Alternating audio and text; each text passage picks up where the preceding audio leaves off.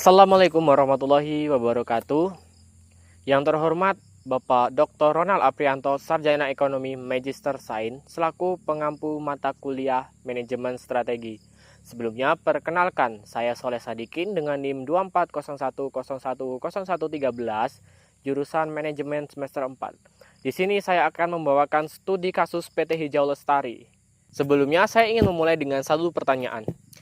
Menurut rekan-rekan, apakah sebuah perusahaan bisa tetap untung tanpa merusak lingkungan? Banyak orang menganggap keuntungan dan kelestarian lingkungan adalah dua hal yang saling berlawanan. Namun, bagaimana jika justru menjaga lingkungan menjadi strategi terbaik untuk memenangkan persaingan? Hari ini saya akan membahas studi kasus PT Hijau Lestari, sebuah perusahaan yang berani mengubah ancaman menjadi peluang melalui strategi berbasis keberlanjutan. Yang pertama, bagaimana implementasi strategi PT Hijau Lestari mencerminkan prinsip manajemen strategi berbasis lingkungan? Sebelum menjawab, mari kita lihat dulu. Apa sebenarnya masalah utama perusahaan ini?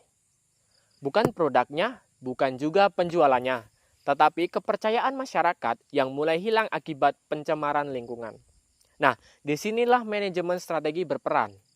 Perusahaan tidak hanya menyelesaikan masalah sesaat, tetapi mengubah arah bisnisnya untuk jangka panjang. Hal ini terlihat dari 4 langkah utama. Pertama, perusahaan berinvestasi pada teknologi ramah lingkungan sehingga limbah dapat dikurangi sejak saat proses produksi. Kemudian yang kedua, perusahaan melaksanakan CSR berupa kegiatan membersihkan sungai bersama masyarakat. Ini menunjukkan bahwa perusahaan tidak hanya meminta maaf, tetapi juga mengambil tindakan yang nyata. Kemudian yang ketiga, perusahaan memberikan edukasi lingkungan kepada sekolah-sekolah sekitar. Artinya, mereka membangun kesadaran masyarakat sekaligus investasi sosial untuk masa depan.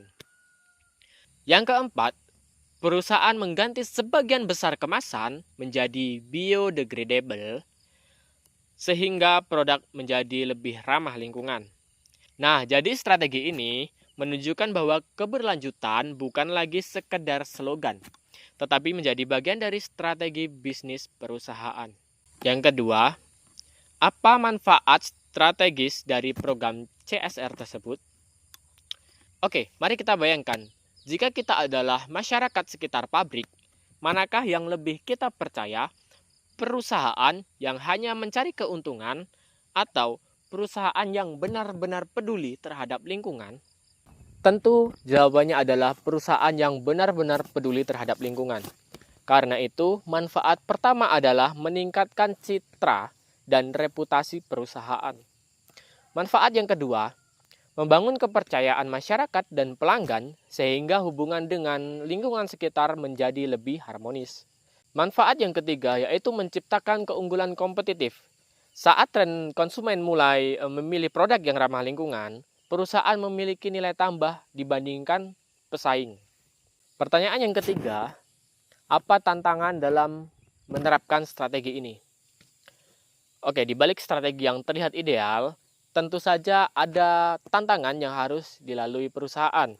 Yang pertama adalah biaya investasi yang tinggi, karena teknologi yang ramah lingkungan membutuhkan modal yang besar sehingga perusahaan harus siap menghadapi pengeluaran di awal.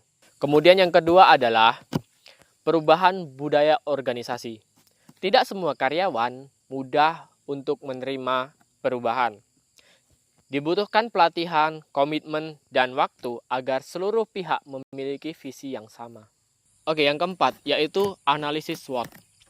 Mari kita simpulkan melalui analisis SWOT.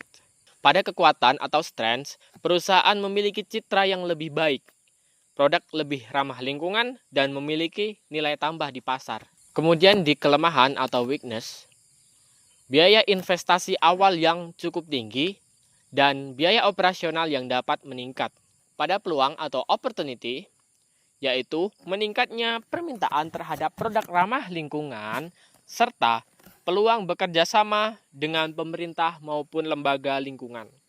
Di dalam ancaman atau threat, yaitu munculnya pesaing yang lebih cepat berinovasi, perubahan regulasi, dan resiko apabila program CSR tidak dijalankan secara konsisten. Oke, dari studi kasus ini kita belajar bahwa strategi terbaik bukan hanya menghasilkan keuntungan, tetapi juga memberikan manfaat bagi masyarakat dan lingkungan.